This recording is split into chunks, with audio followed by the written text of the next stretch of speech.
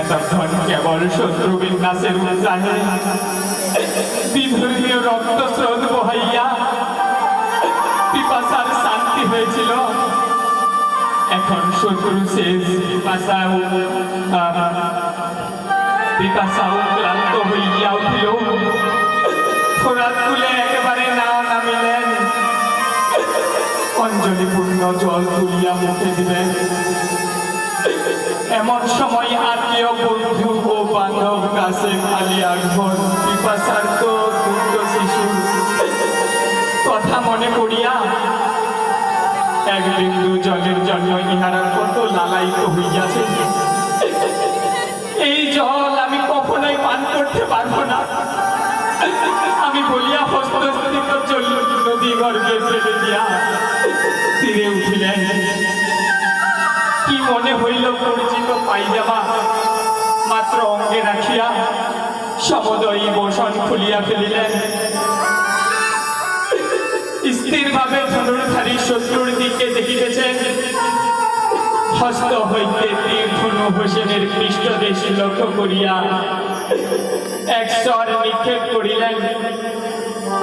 তীর পৃষ্ঠে না লাগিয়া গ্রীবাদেশের এক পার্শ্ব ভেদ করিয়া চলিয়া গেল। কিছু দূর যাইয়া হুসেন আকাশ পানে দুই তিনবার চাহিয়া ভূতলে পড়িয়া গেলেন। সীমার খঞ্জের হস্তে এক লম্ফে হুসেনের বুকের ওপর গিয়া বসিল। সীমার তীক্ষ্ণ ধার খঞ্জর হোসেনের গলায় চালাইতে লাগিল, কিন্তু চুল পরিমাণ কাটিতে পারিল না। হোসেন বলিলেন, তোমার বসন হলো দেখি, তোমার বক্ষ দেখিলে জানতে পারবো তুমি আমার কাতেল কিনা। মাতামহ কাতেল বলিয়াছেন, লোক শূন্য বক্ষে তোমার কাতেল। সীমার কথা না শুনিয়া হোসেনের গলা খঞ্জর দাবিয়া ধরিল, এবারও কাটিল না। মহামহ জীবিত অবস্থায় অনেক সময় স্নেহ করিয়া গলদেশে চুম্বন করিতেন। সেই পবিত্র অস্ত্রের চুম্বন তীক্ষ্ণদার অস্ত্র ব্যর্থ হইয়া যাইতেছে। আমার কণ্ঠের পশ্চাৎ ভাগে খঞ্জর বসাও, অবশ্যই দেহ হইতে মস্তিষ্ক বিচ্ছন্ন হইবে।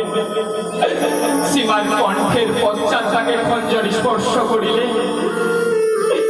অমনি হোসেনের শির দেহ হইতে বিচ্ছিন্ন হইয়া গেল। চতুর্দিকে হাই হোসেন রোগ হইতে লাগিল। এই হলো আমার সংক্ষিপ্ত সারাংশ। এই অংশখানি আমি ছান্দের মাধ্যমে পরিবেশন করি।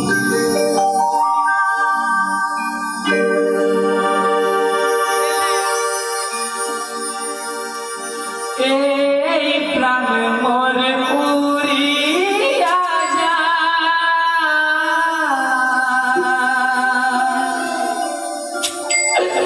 পিপাসার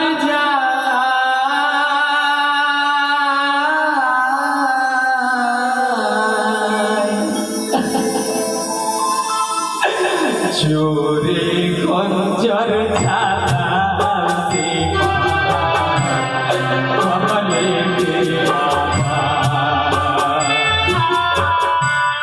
জোরে খঞ্জর চালাতে কমলে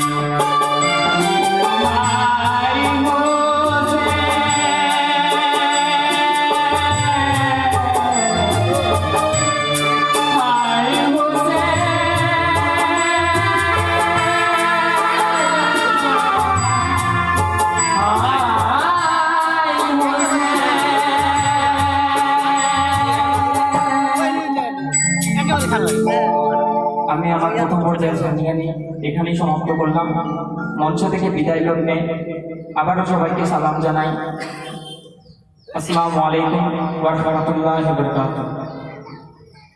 ধন্যবাদ চন্দনপুর থানাপাড়ার মহারামদল এবং